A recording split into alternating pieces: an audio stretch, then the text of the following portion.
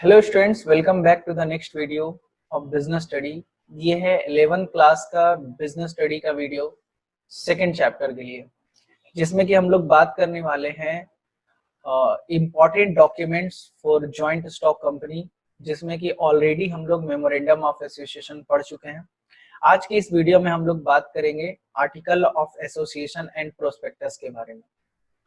तो इससे पहले मेमोरेंडम ऑफ एसोसिएशन, आपको जैसा कि पता है कि जो 3 इंपॉर्टेंट डॉक्यूमेंट्स है उसमें से सबसे पहला डॉक्यूमेंट है मेमोरेंडम ऑफ एसोसिएशन, जिसमें 6 क्लॉज है टोटल, एंड हमने 6 क्लॉज को बहुत अच्छे से पढ़ा। आज के इस वीडियो सेशन में हम लोग आर्टिकल ऑफ एसोसिएशन के बारे में बात करेंगे एंड प्रोस्पेक्टस के बारे में भी बात करेंगे। तो चलिए शुरू करते हैं। तो आर्टिकल ऑफ एसोसिएशन की अगर बात करें तो आर्टिकल ऑफ एसोसिएशन जो है वो कंटेन करता है किसी भी कंपनी का रूल्स एंड रेगुलेशन के बारे में, कि कंपनी का रूल्स एंड रेगुलेशन क्या होगा। कहने का मतलब देखिए, हर कंपनी का एक अपना भी पावर एंड ड्यूटीज होता है। हर कंपनी अपना पावर, ड्यूटीज, राइट, जैसे कि मैनेजमेंट का क्या पावर है, बोर्ड ऑफ डायरेक्टर का क्या पावर है, क्या ड्यूटीज है। ठीक है, जैसे आप स्कूल में पढ़ते हो तो स्कूल में देखते होगे कि क्लास टीचर का अलग पावर होता है, सब्जेक्ट टीचर का अलग पावर होता है, प्यून का अलग पावर होता है ना, वार्डन बॉय का अलग पावर होता है, मॉनिटर का अपना पावर, प्रिंसिपल का अलग पावर है। तो उसी तरीके से ऑर्गेनाइजेशन में भी क्या होता है कि अलग अलग लोगों के लिए अलग अलग ड्यूटी, उनका क्या काम है, उनका पावर, उनके पास क्या राइट्स है, क्या कर सकते हैं, है ना। ये सब सारी बातें कंपनी के बारे में लिखी हुई होती है आर्टिकल ऑफ एसोसिएशन में। यानी कि कंपनी के राइट्स, ड्यूटीज एंड पावर की बात होती है तो वो हम लोग कहाँ मेंशन करते हैं, आर्टिकल ऑफ एसोसिएशन में। अब देखो, बात क्या है कि कंपनी अगर चाहे तो अपना आर्टिकल ऑफ एसोसिएशन बना सकती है, अपना मतलब खुद से पूरा आर्टिकल ऑफ एसोसिएशन लिख सकती है, और या तो कंपनीज एक्ट 2013 में 99 एक्ट लिखा हुआ है, 99 आर्टिकल ऑफ एसोसिएशन का फॉर्मेट बना हुआ है। अगर देखिए, मेमोरेंडम में क्या होता है ना कि आपको सब कुछ खुद से बनाना पड़ता है, सारा नेम क्लॉज, कैपिटल क्लॉज वगैरह सब कुछ। मगर आर्टिकल ऑफ एसोसिएशन या तो आप खुद से लिखिए पावर एंड ड्यूटीज, और अगर वो सक्षम नहीं है, अपने कंपनी का पावर एंड ड्यूटीज लिखने के लिए सक्षम नहीं है, तो companies act already 99 article of association का सैंपल इशू किया हुआ है। उसमें से आप किसी को सेलेक्ट कर सकते हैं, जो आपको बेस्ट लगे, जो आपकी कंपनी के हिसाब से सुटेबल हो। 99 में से किसी एक को सेलेक्ट कर सकते हैं। तो 2 ऑप्शन आपके पास, या तो आप मेमोरेंडम आर्टिकल ऑफ एसोसिएशन को, एओए को खुद से राइट कर सकते हैं अपने कंपनी के हिसाब से, और या तो किसी 99 में से किसी एक को सेलेक्ट कर सकते हैं। देखो क्या कह रहा है, article of association contain rules and regulation regarding the management of the company of internal affairs. It defines, है ना, मैनेजमेंट ऑफ इंटरनल अफेयर्स कहने का मतलब कि ऑर्गेनाइजेशन के पावर एंड ड्यूटीज, इंटरनल बातों के बारे में बताता है कि कंपनी क्या कर सकती है, क्या नहीं।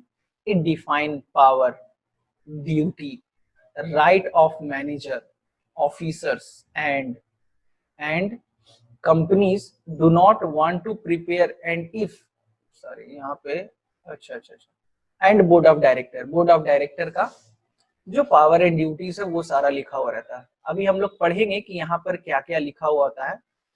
Generally all the company prepare their own article of association। Generally article of association her company अपना अपना बना लेती है, एओए। मगर in case the company do not want to prepare their own article of association, then they can select any one article association given in table F of the companies act।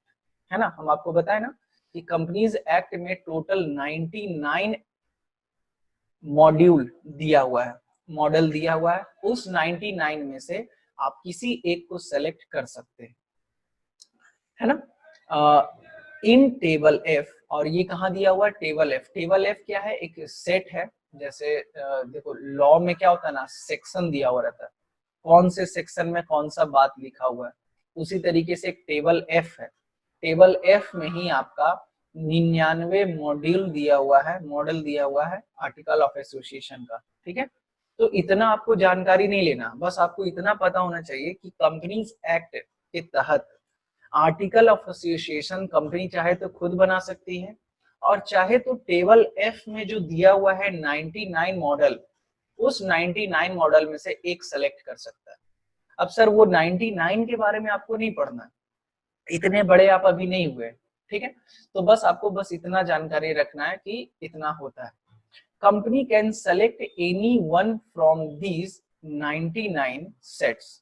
The article of association must be signed by the director of the company, और जाहिर सी बात है select कर लिए तो director of the company के द्वारा sign भी होना चाहिए। It must be duly attested by any two witness. दो विटनेस मतलब दो गवाह होना चाहिए कि हाँ ये कंपनी ये डायरेक्टर साइन कर रहा है, मतलब ये जो लीगल प्रोसीजर है basically. Article of association is also known as by law of the company. चलिए ये भी थोड़ा ध्यान रखिएगा कि आर्टिकल ऑफ एसोसिएशन को क्या बोलते हैं, bye law of the company, इसको हाईलाइट कर लीजिएगा।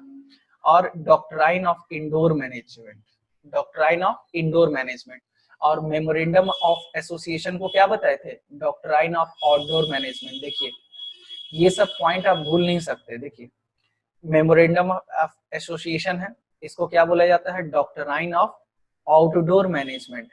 एंड आर्टिकल ऑफ एसोसिएशन को क्या बोलते हैं, डॉक्ट्राइन ऑफ इंडोर मैनेजमेंट। ये simply doctrine of indoor and outdoor इसलिए बोलते हैं क्योंकि मेमोरेंडम ऑफ एसोसिएशन को आउटडोर इसलिए बोलते हैं क्योंकि ये बाहर के लोगों के लिए, मतलब कि जो कंपनी में काम नहीं कर रहा है उनको इंफॉर्मेशन देने का काम करता है। मतलब कि बहुत, देखिए जरूरी नहीं कि किसी कंपनी में कोई अगर जुड़ा हुआ है, किसी कंपनी में अगर वो काम कर रहा है तभी उसको उस कंपनी से मतलब है।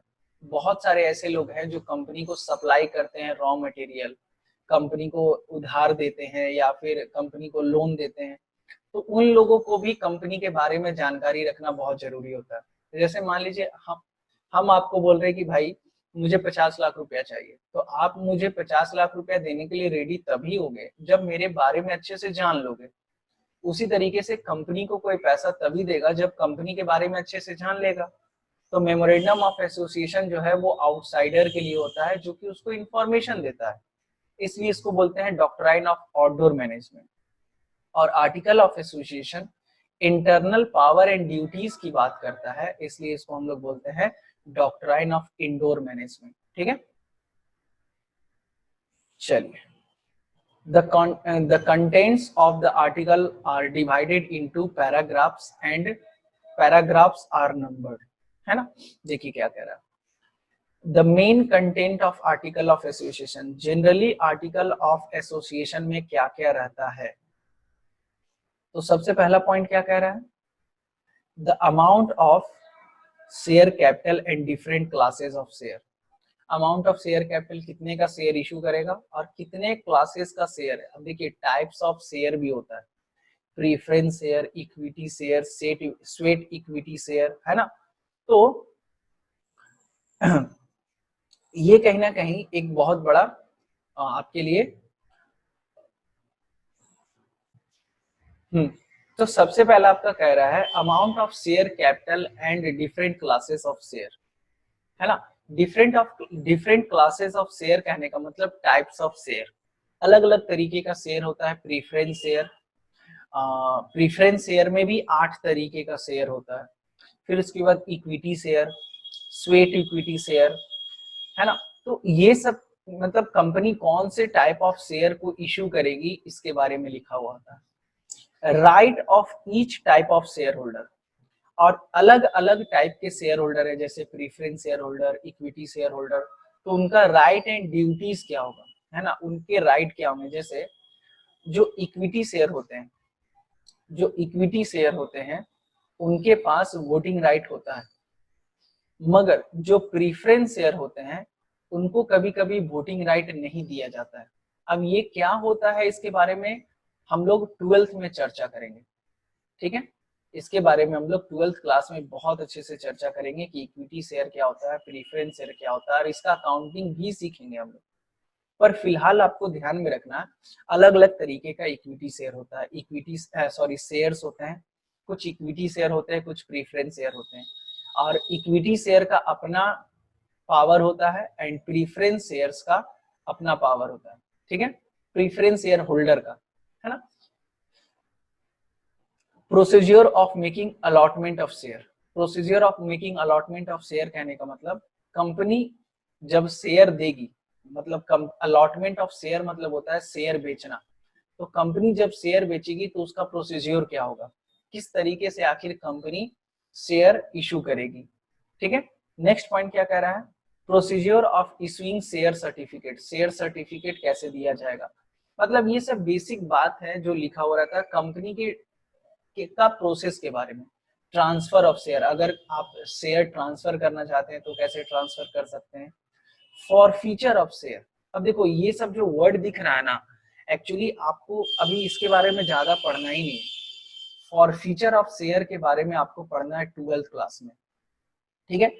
तो ऐसे थोड़ा सा हम आपको बता देते हैं, जैसे कभी कभी क्या होता है, जैसे मान लीजिए 100 रुपए का हम, मेरी कंपनी है और हम एक शेयर का दाम 100 रुपया रखे हैं, मगर कंपनी एक बार में नहीं 3 बार में मांग रहा है, 30 रुपया, 40 रुपया और 40 रुपया, क्योंकि महंगा है तो 3 बार में मांग रहा है। तो आप जो है वो एक शेयर खरीदे, मान लीजिए एक ही शेयर खरीदे, ठीक है, तो आपने पहले 30 रुपया दे दिया, पहला इंस्टॉलमेंट दे दिया, फिर उसके बाद हम सेकेंड इंस्टॉलमेंट मांगे, आप वो भी दे दिए, मगर जब थर्ड इंस्टॉलमेंट हम मांगे एज अ कंपनी, क्योंकि कंपनी को पैसे का काम है तो अपनी मांग रही है ना, 100 रुपए का बात था तो 30 रुपया और 60 रुपया तो दे दिए, सॉरी 4 4 8 तो गलत जोड़ दिए ना, ओ माय गॉड, ये 30 रुपया होगा, सॉरी ये कितना होगा 30 रुपया, ठीक है। चलिए, तो 100 रुपए का शेयर है, पहले 30 रुपया मांगे आप दे दिए, फिर 40 रुपया मांगे आप दे दिए, मगर लास्ट का जब 30 रुपया आपसे मांगा जा रहा है तो आप दे ही नहीं पा रहे हो, आपके पास पैसा ही नहीं है तो आप देंगे कहां से, चोरी करेंगे। तो कंपनी एक लास्ट डेट दे देता है कि इतने तारीख तक अगर आप नहीं दीजिएगा तो आपका शेयर हो जाएगा कैंसल। जैसे कि किसी स्कूल में आप एडमिशन लिए और आप एडमिशन फी तो दे दिए मगर स्कूल का फी नहीं दे पा रहे हैं, तो प्रॉब्लम क्या होता है कि स्कूल आपका नाम काट देता है कि चलो भाई अगर पैसा नहीं दे पा रहे हो तो तुम्हारा नाम कट जाएगा। तो उसी प्रकार से यहाँ पर होता है कि आपका शेयर कैंसिल हो जाएगा, और इसी को बोलते हैं फॉरफीचर ऑफ शेयर। यानी कि अगर आप हमको समय पे पैसा नहीं दे पाए और हम आपको लास्ट डेट दिए कि इतना तक जमा कर दीजिए, और अगर आप नहीं जमा कर पाएंगे तो आपका शेयर कैंसिल हो जाएगा, और आप ये जो 30 रुपया और 40 रुपया दे चुके हैं ऑलरेडी, ये आपका बेकार हो जाएगा, मतलब आपका ये जो 30 रुपया और 40 रुपया जो दिया हुआ है ये पैसा आपका ब्लॉक हो जाएगा। कहने का मतलब कंपनी आपको वापस नहीं करेगी, आपका कंपनी पैसा बचा लेगा, सिंपल सा शॉर्ट वर्ड में बोले तो इसको कहते हैं फॉरफीचर ऑफ शेयर।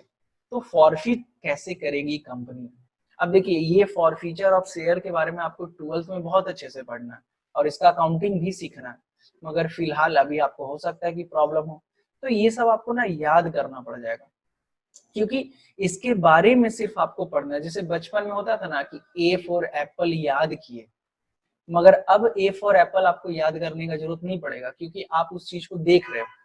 तो उसी प्रकार से यहाँ पर है, फिलहाल आपको याद रखना पड़ेगा कि आर्टिकल ऑफ एसोसिएशन में क्या क्या लिखते हैं, है ना। और जब 12th में इसी के बारे में पढ़ोगे तो लगेगा कि अरे इसको रट क्यों रहे थे, ठीक है।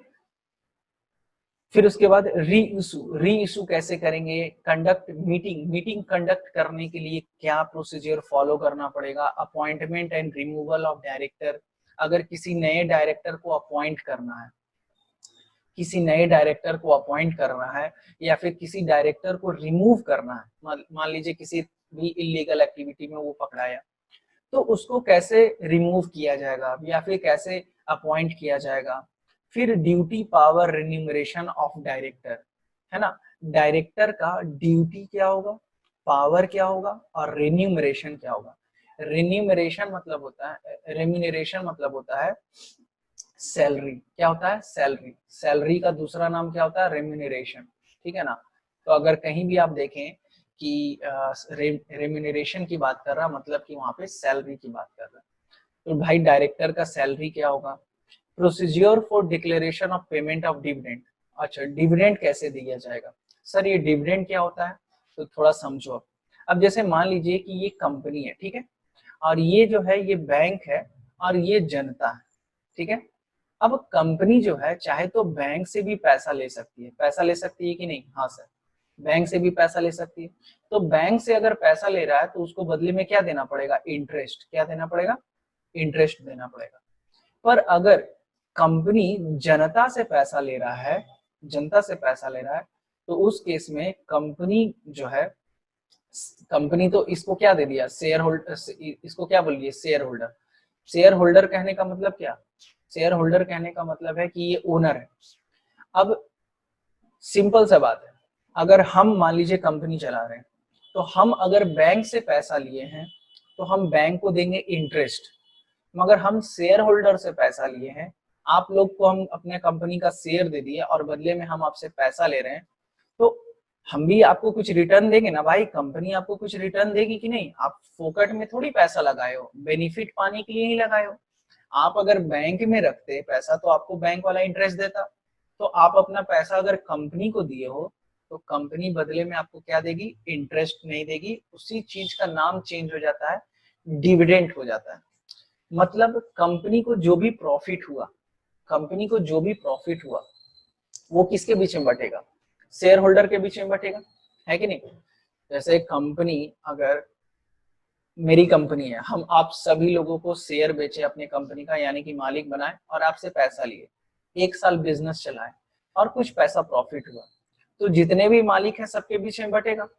और ये जो पैसा बटेगा उसको कहते हैं हम लोग डिविडेंड, यानी कि शेयर होल्डर को जो रिटर्न में मिलता है, रिटर्न कहने का मतलब बदले में आप जो पैसा लगाए उसके बदले में जो मिलता है उसको हम लोग क्या बोलते हैं? डिविडेंड, ठीक है। It is the profit of share holder. इसको इन शॉर्ट बोले तो हम लोग क्या बोल सकते हैं? It is profit of share holder. Procedure regarding wind up of the company, अगर कंपनी बंद करना है तो क्या कैसे करेंगे ये भी लिखा हुआ रहता है। Procedure regarding keeping of books of accounts and their audit, किस तरीके से बुक्स ऑफ अकाउंट्स मेंटेन करेंगे।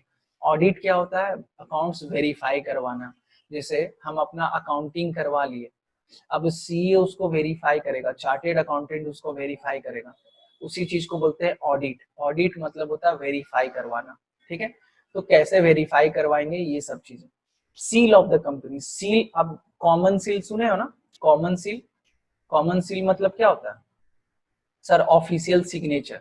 हाँ, तो official signature of the company क्या होगा उसके बारे में लिखा हुआ रहता है यहाँ पे, ठीक है।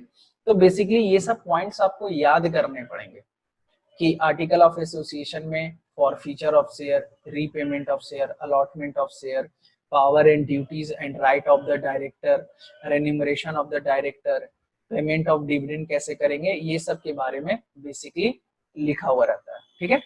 चलिए आगे बढ़ते हैं थोड़ा। आर्टिकल मीन्स, देखिए क्या कह रहा है, आप थोड़ा सा कुछ थियोरिटिकल वर्ड कह रहे हैं।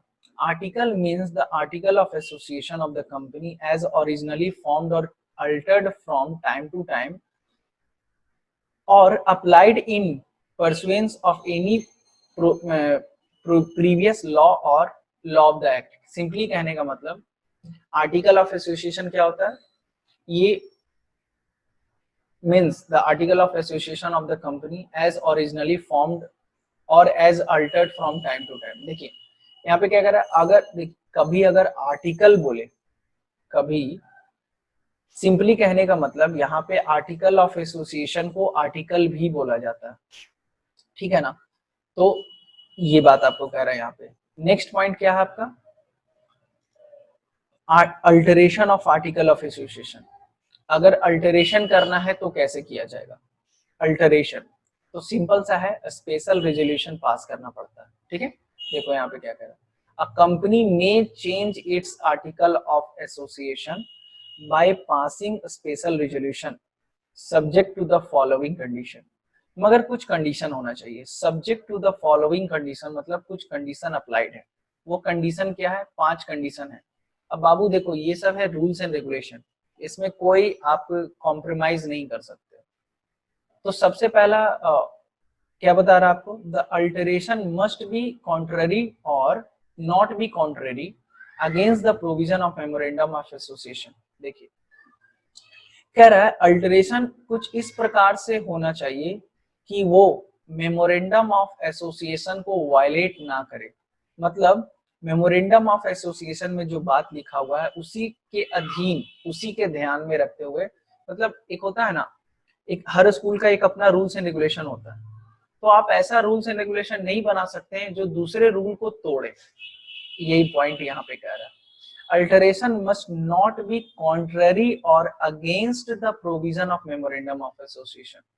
मतलब कि दूसरे मेमोरेंडम ऑफ एसोसिएशन के अगेंस्ट ना हो, है ना, ऐसा हो कि दोनों फेवर में रहे। It must not result in breach of contract with outsider. और ऐसा अल्टरेशन नहीं करेंगे, मतलब ऐसा चेंज नहीं करेंगे जिसके कारण कोई कॉन्ट्रैक्ट या फिर बिजनेस एक्टिविटी करने में प्रॉब्लम हो। ठीक है, तीसरा पॉइंट क्या कह रहा है, it must be interest of the company. Alteration तभी करेंगे जब कंपनी के हित में होगा। It must not result in increase in the liability of its member. ऐसा नहीं होना चाहिए कि मेंबर के लिए प्रॉब्लम क्रिएट हुई। मेंबर कहने का मतलब कौन, डायरेक्टर, शेयर होल्डर को किसी भी तरीके का प्रॉब्लम नहीं होना चाहिए। And if the alteration involve conversion of public company into private company, then the approval of central government must be obtained। और कभी कभी क्या होता है कि आप पहले पब्लिक कंपनी थे, मगर अब आप अपने कंपनी को कन्वर्ट करना चाहते हैं प्राइवेट कंपनी में, तो आपको ये कर सकते हैं, मगर आपको किसका अप्रूवल लेना पड़ेगा, सेंट्रल गवर्नमेंट का अप्रूवल आपको लेना पड़ेगा। तो ये जो बेसिक कंडीशन है ये आपको थोड़ा याद करने वाला सिस्टम है, यहाँ पे याद ही करना पड़ेगा। ठीक है, अच्छा देखो ये इंपॉर्टेंट नहीं है आपके लिए, सबसे ज्यादा इंपॉर्टेंट है ये जो पॉइंट, ये जो आर्टिकल ऑफ एसोसिएशन का जो कंटेंट है ये आपके लिए इंपॉर्टेंट है ना। अल्टरेशन आपके लिए इंपॉर्टेंट नहीं है आर्टिकल ऑफ एसोसिएशन, तो ये थोड़ा ध्यान रखिएगा। ठीक है, बाकी इसको इग्नोर भी कर लोगे तो कोई दिक्कत नहीं। आई होप कि आपको समझ में आ रहा होगा। ठीक है, तो नेक्स्ट टॉपिक है हमारा प्रोस्पेक्टस, है ना। प्रोस्पेक्टस आपको पता है कि कोई भी कंपनी अगर मार्केट में शेयर इशू करना चाहती है तो प्रोस्पेक्टस के बारे में आप ऑलरेडी जानते हो, थोड़ा बहुत तो अच्छे से जानते हो कि अगर कंपनी मार्केट में शेयर इशू करना चाहती है तो जनरली कंपनी क्या करती है, पब्लिक को इनवाइट करती है। और ये इनवाइट करने का तरीका क्या होता है कि कंपनी मार्केट में शेयर इशू करती है। ठीक है, तो a public limited company limited by share must issue prospectus if want to make appeal to the public to subscribe to its share or debenture, है ना। क्यों प्रोस्पेक्टस कब इशू, जैसे कि कॉलेज प्रोस्पेक्टस इशू कब करता है, जब वो अपने बच्चों लोग को इनवाइट करता है कि आइए आप मेरे कॉलेज में एडमिशन लीजिए। उसी तरीके से कोई कंपनी अगर शेयर इशू करना चाहती है, कोई पब्लिक कंपनी अगर शेयर इशू करना चाहती है तो वो आम जनता को अपील करता है कि आइए प्रोस्पेक्टस खरीदिए और अपने कंपनी के बारे में देखिए, और उसके बाद आप इनवाइटेड हैं आप कंपनी में इन्वेस्ट करने के लिए। ठीक है, तो देखिए if it want to make an appeal to the public, appeal to the public मतलब अप्रोच करना, to subscribe to its share और डिवेंचर, शेयर हो, डिवेंचर हो, प्रीफरेंस शेयर हो, कुछ भी, है ना। आपको पता है ना टाइप्स ऑफ शेयर अलग अलग होता है।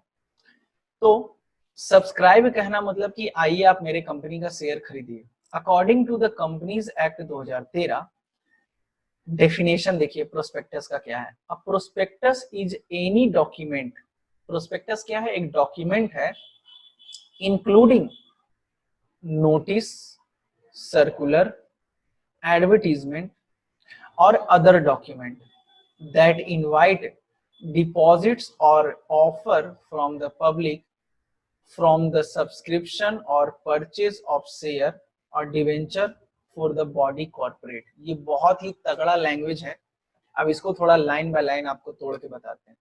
a prospectus is any document, ये क्या होता है, डॉक्यूमेंट होता है। ठीक है, इंक्लूडिंग एनी नोटिस, जिसमें क्या लिखा हो रहा था, नोटिस। नोटिस आपको पता है कि कोई भी जब जैसे मीटिंग होता है तो नोटिस इशू होता है। नोटिस को सर्कुलर भी कहते हैं, एडवर्टीजमेंट भी बोलते हैं, और other document that invite that invite deposits or offer from the public, offer है पब्लिक के लिए for the subscription or purchase of share। किस चीज का ऑफर? तो शेयर खरीदने के लिए या फिर सब्सक्राइब करने के लिए। देखो हम अगर अगर कहीं लिखा हो रहा है सब्सक्राइब ऑफ शेयर, तो इसका भी मतलब है परचेज ऑफ शेयर। तो सब्सक्रिप्शन ऑफ शेयर बोले चाहे परचेज ऑफ शेयर बोले, बात एक ही है। और debenture of a body corporate. अब देखिए ये क्या दिख रहा है सर, ये जो वर्ड है बॉडी कॉर्पोरेट, तो देखो कंपनी का दूसरा नाम होता है बॉडी कॉर्पोरेट। तो बहुत सारे वर्ड्स आपको सीखने मिले आज, for feature, allotment, subscription, body corporate, है ना, नोटिस, आर्टिकल, प्रोस्पेक्टस। तो ये सब वर्ड्स जब रेगुलर यूज करने लगोगे तो आपको ये सब पूरे अच्छे से समझ में आने लगेगा। ठीक है, तो बॉडी कॉर्पोरेट मतलब क्या होता है? कंपनी। तो सिंपली प्रोस्पेक्टस का डेफिनेशन क्या होता है? It is an invitation to the public by a company for offering companies body corporate share to the general public, है ना। आप सिंपल लैंग्वेज में भी बना सकते हो अपना डेफिनेशन कि ये क्या है, सिंपली एक इन्विटेशन है जहां पर कंपनी जो है अपने शेयर्स बेचने के लिए जनरल पब्लिक को इनवाइट करती है। In general, we can say prospectus include any document which invite a general public to invest their money in their securities of the company. The essential element of the prospectus are as follows. Essential element क्या है? अच्छा, एक essential element पढ़ने से पहले आपको बता दें, देखिए अभी क्या है कि आप लोग कुछ रूल्स एंड रेगुलेशन पढ़ रहे हैं, तो आपको पता होना चाहिए कि जब एक्ट लिखा हुआ रहता है, एक्ट जब लिखाता है, कोई लॉ जब बनता है, तो वहां पर किस चीज का क्या डेफिनेशन होगा वो भी मेंशन रहता है। तो जैसे यहाँ पर तुम देख पा रहे हो प्रोस्पेक्टस का डेफिनेशन कंपनीज एक्ट में क्या लिखा हुआ है। तो कंपनीज एक्ट के मुताबिक ये जो है ये आपका प्रोस्पेक्टस का डेफिनेशन है, ये कंपनीज एक्ट के मुताबिक है। तो अगर कभी क्वेश्चन में पूछ दिया गया कि define prospectus as per companies act 2013, तब आपको डिट्टो यही लिखना पड़ेगा, ईच एंड एवरी वर्ड। मगर जनरली ऐसा पूछा नहीं जाता आपसे, आपसे बस ये पूछा जाएगा डिफाइन प्रोस्पेक्टस, ये नहीं बोलेगा कि कंपनीज एक्ट के तहत क्या है। तो अगर एक्ट के तहत बोल दिया तो आपको लाइन बाय लाइन बताना पड़ेगा, मगर नॉर्मली अगर बोल रहा है तो फिर आप अपने वर्ड में उसको डिफाइन कर सकते हैं, है ना। चलिए, essentials element of the prospectus. Essential element क्या है? There must be an invitation to the public at large. Prospectus कब इशू किया जाता है? जब आप पब्लिक को इनविटेशन दे रहे हैं कि आइए आप मेरे कंपनी का शेयर खरीदिए। The invitation must be made by behalf of the company, on और बिहाफ ऑफ द कंपनी। कहने का मतलब ये इन्विटेशन कौन देगा? अरे भाई जो कंपनी बेचना चाहता है वो देगा। तो दूसरा क्या एसेंशियल कंडीशन है कि ये इन्विटेशन पब्लिक के कंपनी के द्वारा होना चाहिए कि जो कंपनी शेयर बेचना चाहती है। एंड तीसरा कह रहा है the invitation must be subscribe to purchase of its shareholder, है ना, परचेज इट्स शेयर होल्डर। और इन्विटेशन क्यों होना चाहिए? शेयर खरीदने के लिए। तो तीन कंडीशन बता रहा है, इन्विटेशन पब्लिक के लिए होना चाहिए, कंपनी के द्वारा होना चाहिए, और इन्विटेशन किस चीज के लिए होना चाहिए कि आइए आप मेरे कंपनी का शेयर या फिर डिवेंचर खरीदिए, है ना। चलो, आई होप कि आपको समझ में आ रहा होगा।